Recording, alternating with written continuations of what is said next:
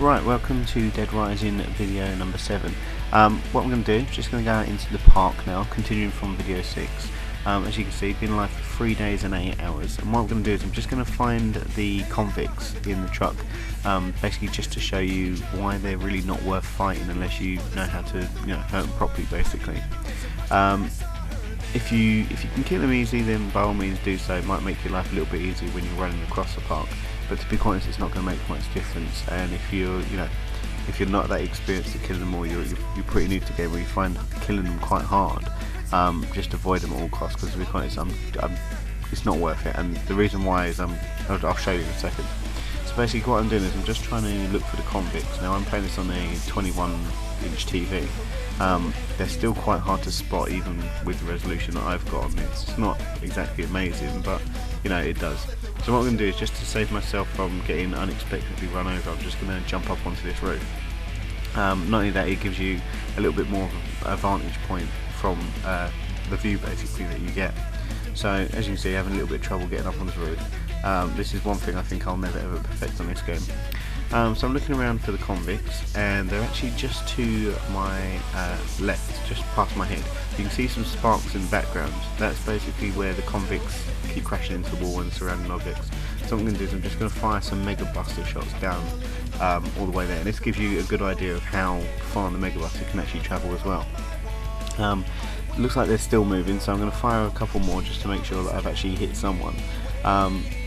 You'll be quite impressed by this, because if you do it well and you can get them caught well, you can actually take out you can actually kill them all, to be quite honest. So as I can see, I can still see they're bouncing backwards and forwards. So I'm just going to go closer and see if I've actually hit anyone. If I haven't, then it's going to be a little bit of a tussle, but it shouldn't be too bad. So as you can see, it has been quite a distance that the Mega Buster has covered to actually shoot them. The car's still bouncing backwards and forwards, but from here I can see that there's actually a couple of boxes floating. So what's actually happened is that from that distance I have actually managed to kill 2 of the convicts driving in the car.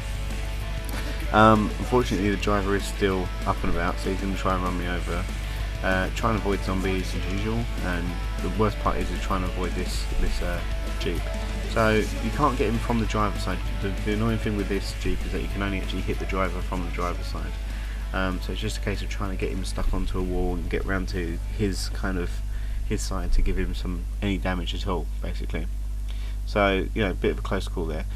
Just waiting for him to get stuck, and then I can show you. So here we are, one shot and he's dead. Now the reason why I said don't bother about the convicts is because they don't actually drop any food items.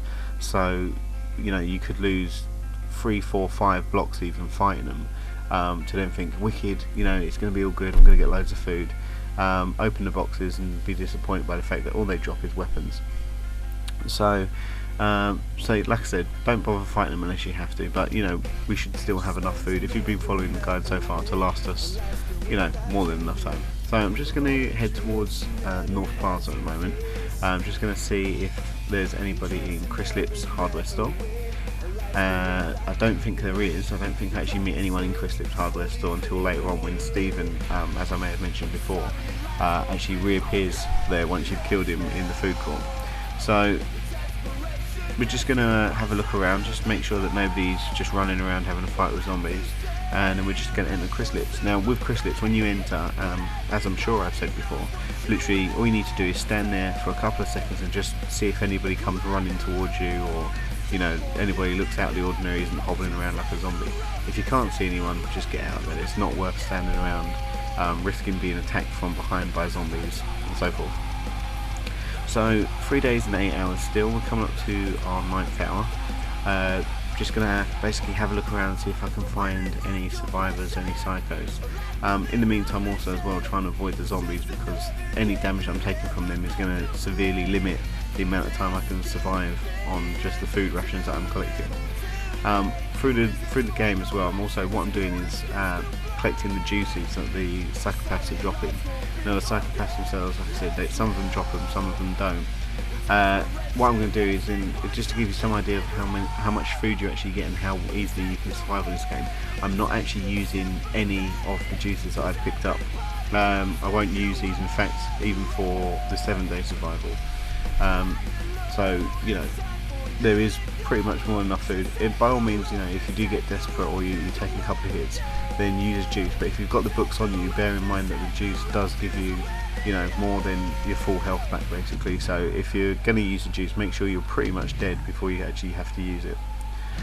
So here we are in Paradise Plaza. Just going to have a quick scout around just to see if any name tags pop up, because as I said before, if you enter a new area, the first thing that happens when the time comes up is any name tags are automatically blocked out. Once the time actually goes away, then the name tags reappear. So just going to have a quick zip around just see if I can find anyone. There are people both on the ground floor and the second floor near the Colombian Roastmasters, so if you check up there every time you come through, try and get a little route that you follow basically. So looking around Colombian Roastmasters, there's no one up here. There's no point running all the way to the end, because if you can't see anyone when you first get in, then it's pointless. So just take the shortcut down over the edge and make sure that when you jump off the edge you actually do the knee drop as well, because the knee drop's going to, you know, kind of null and void any damage that you're going to take. So now we're going to head up to the security office through the warehouse and onto the roof. Again, like I said, avoiding any zombies, but as you can see, I'm pretty useless at that. But this just goes to show you that if you are very good at avoiding zombies, you know, the less damage you can take from zombies, the better really, because you're going to survive even longer than me. So 3 days, 10 hours. Just going to go into the warehouse now and see if there's anybody in here. Have a look around to my left, have a look around to my right, and there's nobody here. There will be survivors in the warehouse though, so you know, do pop in temporarily or time to time just to check on it. If you're getting a bit short of food, it's also an ideal place to kind of just pop in to see if there's anybody here. Also as well, the main reason why I take this route up to the security office is basically because I avoid fighting any zombies in the lift. So you know, check the warehouse for any survivors. When you're on the roof as well, when you're going towards the air duct of the security office, there are people up here. Basically you get anywhere from survivors to psychos. I'm not sure what the time difference is, but I have actually met Jo, the fat policewoman, up here as well once before in this area. So you know, do check back. She actually dropped some pretty handy food items. I'm not sure what juice she drops, but I know it is a handy one. One I would say to avoid as much as possible is the randomizer. If you're going to use the randomizer, make sure it's somewhere where you're very safe as well. So I'm just going to change my Mega Buster. All you need to do is drop it outside the security office, because it will continually respawn as long as you haven't got it equipped or in your inventory. You can pick it up here like before. Also as well, when you complete the 5-day survivor, the laser sword will automatically appear in the security office as well. So if you're going to go for the 7-day survivor, what I'd say is, you know, as soon as you get the laser sword, go back, go and equip it, because it's going to, you know, basically kill some of the bosses, if not all of them, in pretty much one hit. I believe actually Otis, the first guy that we killed, actually takes one hit with the laser sword. I can't actually remember that off the top of my head, but I'm sure he does. Anyway, so I'm back on the helipad, just looking for any survivors or psychos. Brock on the 7-day survivor is here. He's actually at this point about 6.5 days. So if you're getting a bit short of food, run up to the helipad. He'll be there. He'll drop 2 raw steaks and 2 raw pizzas. Basically, if you know, get them babies to the food court, cook them, and you know, you've got another 4 load of full health. Basically, it's going to last you about an hour and 20 minutes. So just going to go through the entrance plaza now. The reason why I take this route is if there's any psychos about or any survivors, it's pretty easy to see them, and also as well because you have to cover the full length of the entrance plaza to get to the other end. Yes, it's a bit hazardous, but at the end it can be quite rewarding as well, because if there are any psychos about, then you're going to spot them, have a little bit of a tussle, you know, and take their food basically. So just going to go up through the food court towards Alfresco Plaza. Going to go up through Alfresco Plaza. Like I said, try and avoid it as much as possible. And you know, if there are any foods that are just out of place, like that orange juice just then, you know, don't be afraid to pick them up. If it's ones that you know later on there's going to be heavy amounts of zombies, then you know, like I said, don't be afraid to pick them up. Anyway, so that brings us towards the end of video 7. Like I said, if there's any questions, feel free to post a comment.